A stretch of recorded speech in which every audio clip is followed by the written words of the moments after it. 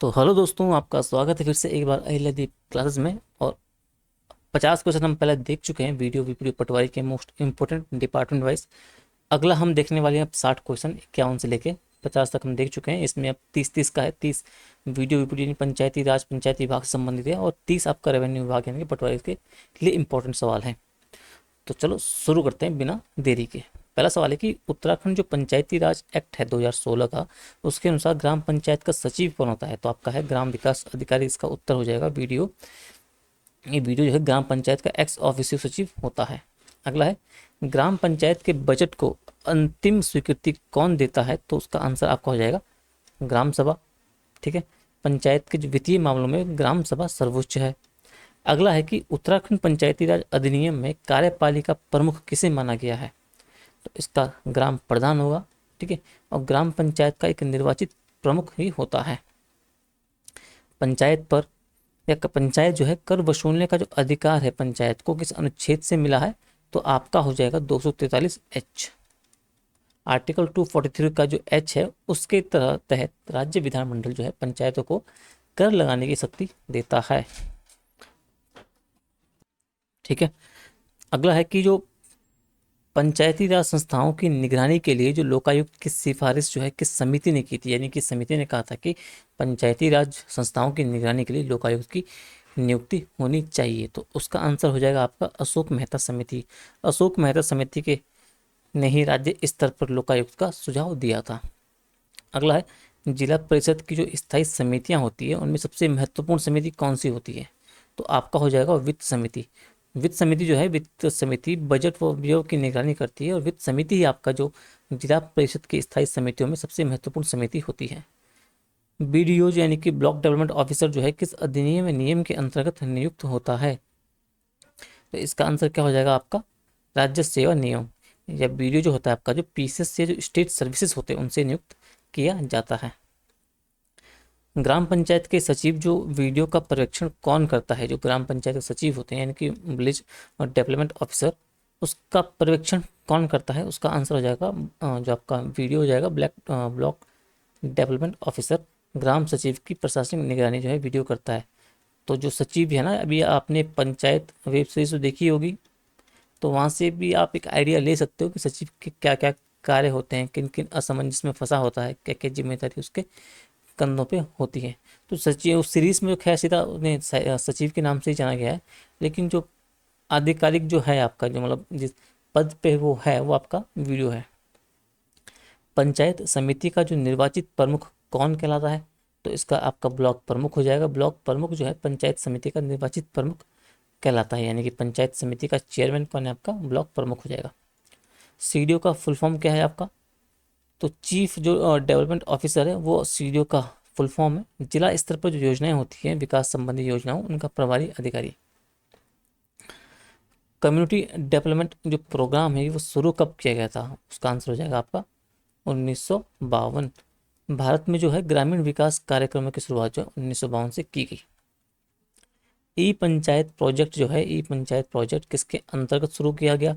तो ये आपको देखना है। जो ई पंचायत प्रोजेक्ट है आपका, तो नेशनल ई गवर्नेंस प्लान जो है आपका, ठीक है, नेशनल ई गवर्नेंस प्लान के तहत ई पंचायत प्रोजेक्ट जो शुरू किया गया था। अब आप तुम देखोगे जो नेशनल ई गवर्नेंस प्लान मतलब क्या है कि जो ई गवर्नेंस यानी कि इलेक्ट्रॉनिक, यानी कि गवर्नेंस में इलेक्ट्रॉनिक्स का ज़्यादा से ज़्यादा ई का उपयोग करना, ऑनलाइन चीज़ों का उपयोग करना। ठीक है, जो गवर्नेंस है आपका जो शासन है उसे कागज रहित बनाना, मतलब डिजिटल मीडिया की तरफ जाना, इसीलिए उसे ई पंचायत के नाम से जाना गया। यानी कि पंचायत की जो कार्य है उसको डिजिटलाइजेशन करने हेतु 73वां जो संविधान संशोधन है उसके अनुसार पंचायत चुनाव कितने वर्ष में कराना अनिवार्य है? हमने पहले भी देख चुके हैं इसे, 5 वर्ष में, हर 5 साल में चुनाव पंचायत चुनाव का किया जाएगा। ग्राम पंचायत में वित्त समिति किसकी निगरानी करती है? ग्राम पंचायत में जो वित्त समिति है किसकी निगरानी करती है? आपकी जो बजट और व्यय की निगरानी करती है कौन? वित्त समिति। मुख्य उद्देश्य क्या है, किस कारण से है ये? वित्तीय अनुशासन हेतु ये लाई गई। पंचायतों के लिए जो सोशल ऑडिट की अवधारणा है वो किस धारा में है?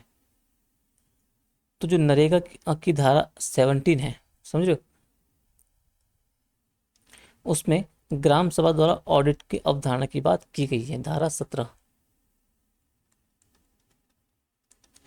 अगला है जिला परिषद में कितने प्रतिशत सीटें महिलाओं के लिए आरक्षित है। उत्तराखंड एक्ट 2016 के तहत तो आपका 50 है। संविधान से अधिक आरक्षण दिया गया, संविधान में 33% बोला गया, लेकिन उत्तराखंड राज्य ने इसे बढ़ा के 50 कर दिया। तो आपको 50% आपको याद रखना है। ग्राम पंचायत पर कर लगाने का अधिकार किन मदों पर होता है।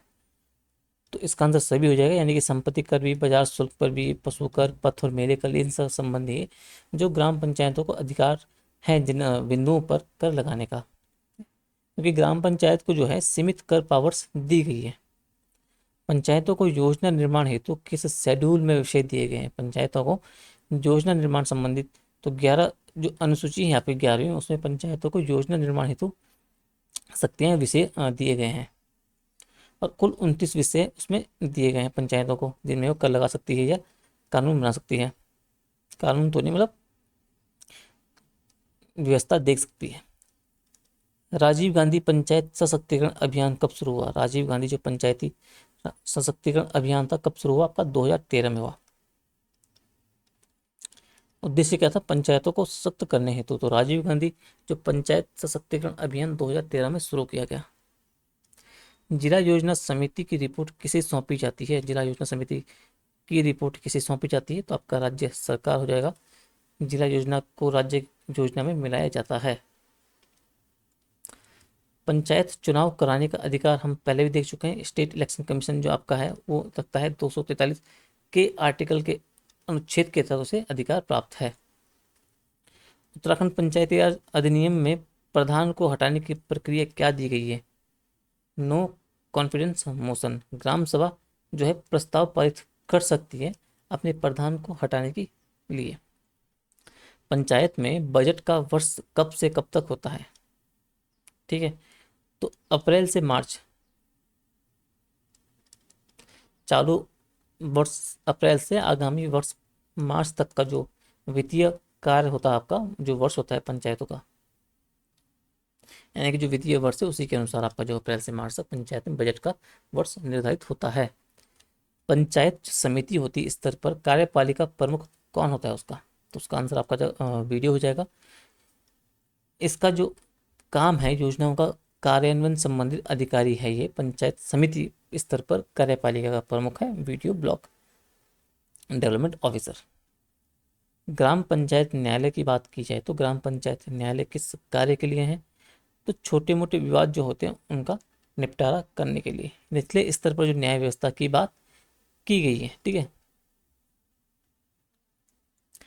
पंचायत समिति की अगर बात की जाए तो पंचायत समिति की जो कार्यपालिका शक्तियां होती है किसके पास होती है, तो आपका वीडियो हो जाएगा ब्लॉक डेवलपमेंट ऑफिसर के पास जो है पंचायत समिति की कार्यपालिका शक्तियां होती है।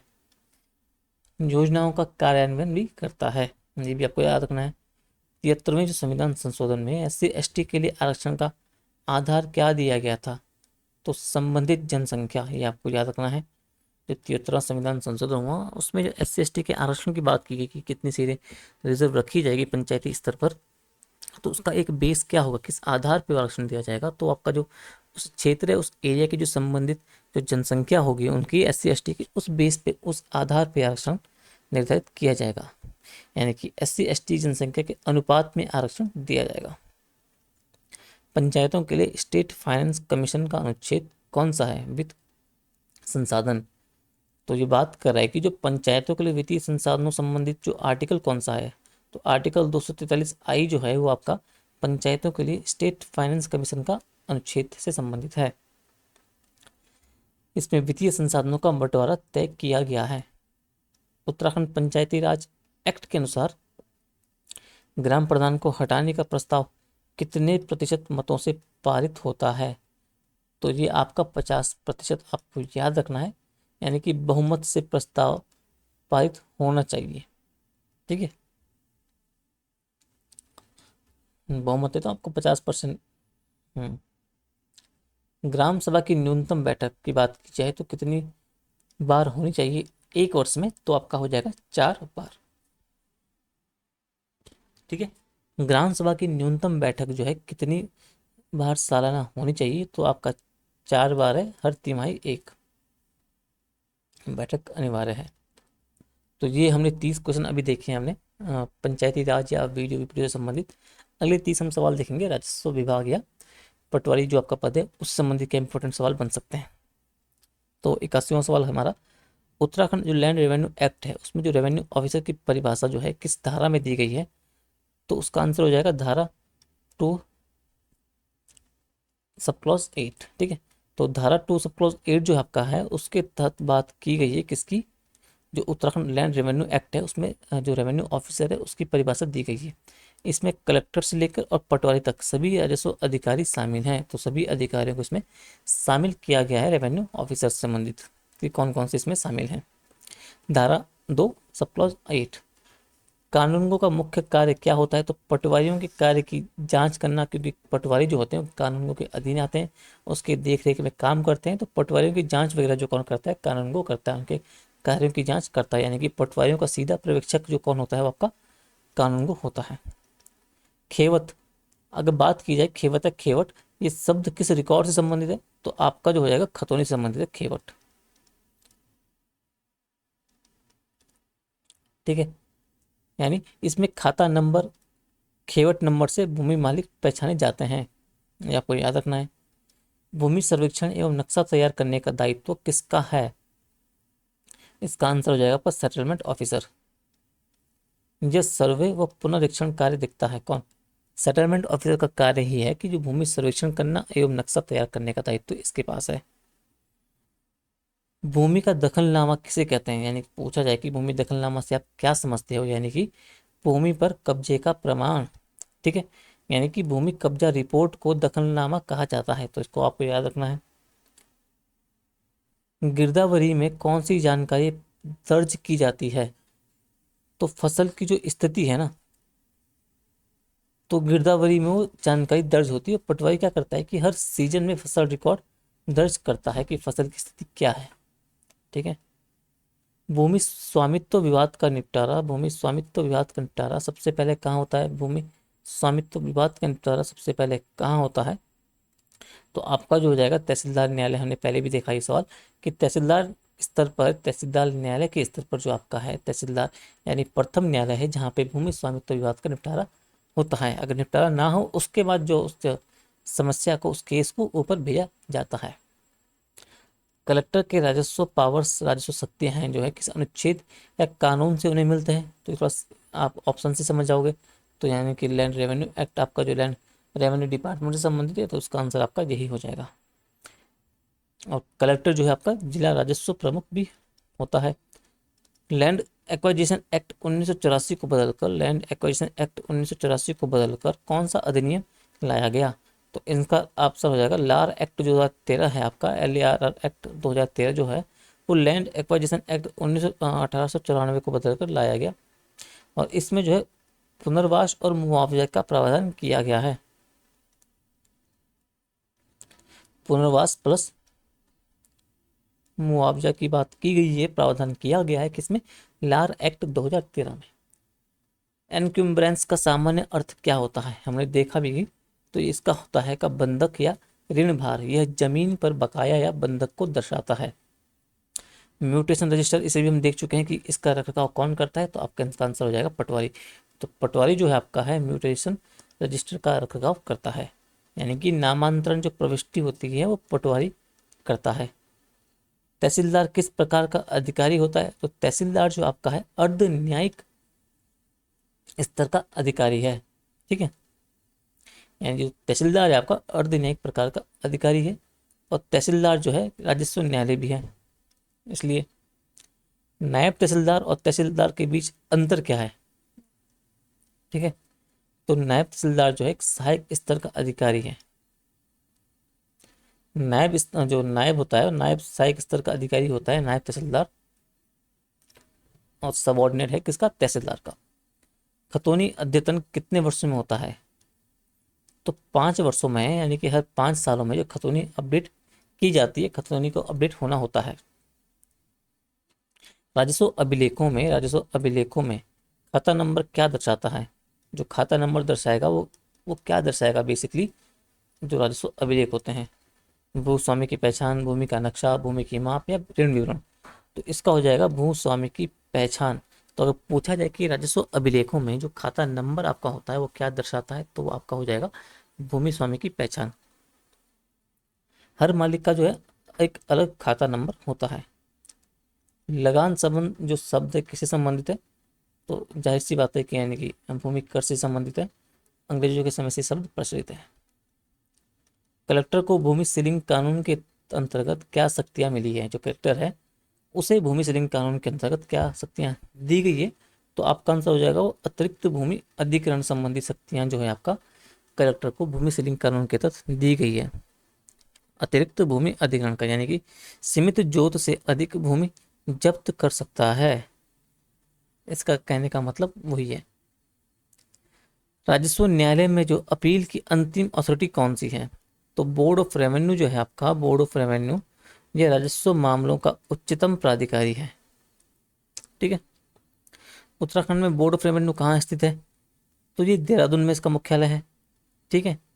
और दो इसके जो क्या हैं, दो जो जिस मुख्यालय है इसका जो दो ब्रांच हम कह सकते हैं या सर्किट कोर्ट हम कह सकते हैं, जो गढ़वाल मंडल के लिए और कुमाऊं मंडल के लिए।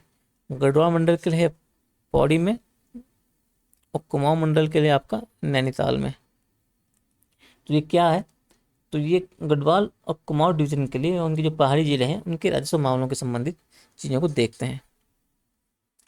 राज्य का सर्वोच्च न्यायालय, राजस्व न्यायालय कौन है आपका, ये बोर्ड ऑफ रेवेन्यू। खसरा नंबर का उपयोग किसके लिए होता है, तो खेत प्लॉट पहचान, खेत या प्लॉट का पहचान जो हर खेत का एक अलग खसरा नंबर होता है। भू अभिलेख निगम का मुख्य उद्देश्य क्या है, ये भी आपको याद रखना है। तो भू रिकॉर्ड का कंप्यूटरीकरण जो है आपका भू अभिलेख निगम का मुख्य उद्देश्य है। ठीक है। तो हम कहते हैं जो भू अभिलेख निगम है यानी कि भूमि रिकॉर्ड का कंप्यूटरीकरण करना। ठीक है। डिजिटल रिकॉर्ड रखने के लिए यानी कि बेसिकली डिजिटलीकरण से संबंधित है आपका भू अभिलेख निगम। सर्कल रेट का निर्धारण कौन करता है, ठीक है, तो जो जिला कलेक्टर होते हैं ना, वो जमीन के न्यूनतम मूल्य को तय करते हैं, यानी उसी को हम किस नाम से जानते हैं, आपका सर्कल रेट। एक बेसिक सर्कल रेट जो न्यूनतम मूल्य होता है उस जमीन का, उस भूमि का। भूमि रिकॉर्ड में जो आपका बेनामी ट्रांजैक्शन हम देखते हैं वो किस कानून के तहत प्रतिबंधित किया गया है, तो आपका जो है बेनामी ट्रांजैक्शन प्रोविजन एक्ट 1980 का है, उसके तहत। तो ये आपसे सवाल वर्ष से संबंधित पूछ सकता है कि जो बेनामी ट्रांजैक्शन प्रोविजन एक्ट है वो किस वर्ष का है, तो 1988 आपको याद रखना है। उत्तराखंड में भू माफिया नियंत्रण कानून कब लागू किया गया है, तो इसका आंसर आ जाएगा आपका 2019, यानी कि अवैध भूमि कब्जे पर रोक लगाने हेतु। ठीक है। जमींदारी अबोलिशन के बाद भूमिहीन किसानों को क्या दर्जा दिया गया, तो भूमिदार का दर्जा दिया गया, भूमि स्वामी अधिकार दिया गया।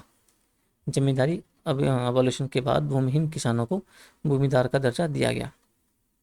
उत्तराखंड रेवेन्यू एक्ट में अपील की पहली सीढ़ी कहाँ होती है, तो आपका हो जाएगा एसडीएम। ठीक है। तो प्रथम अपील एसडीएम के पास होती है उत्तराखंड रेवेन्यू एक्ट में। एनुअल रजिस्टर किसे कहते हैं, रजिस्टर 1 जो आपका है एनुअल रजिस्टर कहलाता है, और इसमें जो आपका वार्षिक भूमि विवरण दिया गया होता है, तो एनुअल रजिस्टर यानी कि रजिस्टर 1 से संबंधित है आपका। राजस्व वसूली की प्रक्रिया को क्या कहा जाता है, राजस्व वसूली की जो प्रक्रिया होती है उसे क्या कहते हैं, लगान वसूली, रिकवरी प्रोसीडिंग, जो वसील बागी, आपका जो ये तीनों चीज़ें आपका ये उपरोक्त सभी इसका आंसर हो जाएगा। यह कर वसूली की पूरी प्रक्रिया है। और अंतिम आज का जो सवाल है वो है आपका, पटवारी द्वारा रखी जाने वाले रजिस्टर की संख्या सामान्यतः कितनी होती है, तो ये आपका 10 हो जाएगा, यानी कि 10 प्रकार के जो रजिस्टर होते हैं पटवारी के द्वारा रखे जाते हैं, जिसमें खसरा, खतौनी, रोजना माचा रोजना मचा आदि संबंधित हैं। तो आज के हमने 60 क्वेश्चन देख लिए, 30 वीडियो और 30 पटवारी से संबंधित। आई होप कि आपको क्लास अच्छी लगी होगी, इन सवालों से आपको कुछ सीखने को मिला होगा। ये वीडियो पटवारी के लिए बहुत इंपॉर्टेंट था। ऐसे ही आपको मैं कोशिश करूँगा कि ज़्यादा से ज़्यादा सवाल देने की इन दोनों डिपार्टमेंट से, जाके सवाल आपके टक्कर सके। और ये सवाल बाकी आपके जो अदर सवाल है उनसे काफ़ी इंपॉर्टेंट है, इसलिए वीडियो को पूरा एंड तक जरूर देखिए। वीडियो को लाइक शेयर कमेंट जरूर करें। अगर वीडियो आपको अच्छी लग रही है कमेंट में बताएं आपको वीडियो में क्या अच्छा लग रहा है क्या नहीं अच्छा लग रहा है, फिर उसमें सुधार करने की कोशिश करूँगा। तो मिलते हैं आपको अगली क्लास में, तब तक के लिए बने रहिए। धन्यवाद।